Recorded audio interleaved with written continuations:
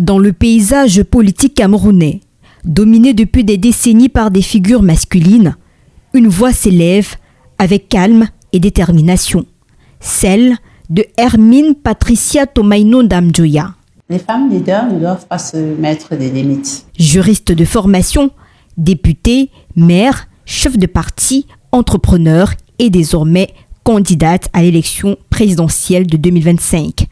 Une femme, une seule, dont le dossier a été accepté par Elekam, un symbole.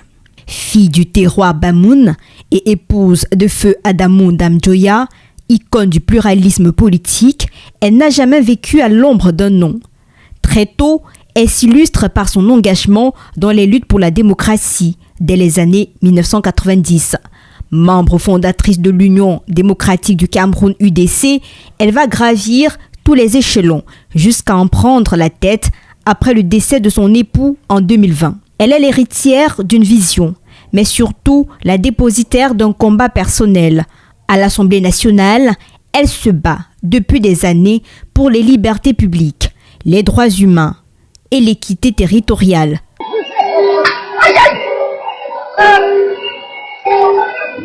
À Foumban, elle devient la première femme maire de la ville historique, y instaurant une gouvernance participative et modernisatrice. Elle est également la porte-parole de la plateforme des partis politiques pour la réforme du code électoral. Dans cette fonction, elle porte la voix collective de l'opposition républicaine, dans un esprit d'ouverture et de responsabilité. Parallèlement à son engagement politique, elle est une femme de lettres et de terre.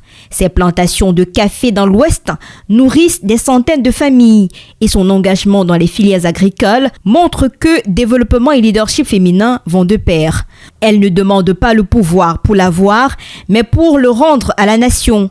Dans un pays à la croisée des chemins, Tomaino Ndamjoya incarne l'audace sereine, l'élégance de la conviction et la force tranquille d'une femme d'État. Sa candidature à cette présidentielle d'octobre 2025 marque une étape importante dans sa trajectoire politique et s'inscrit dans la continuité de son engagement en faveur de la démocratie et de la représentativité des femmes en politique.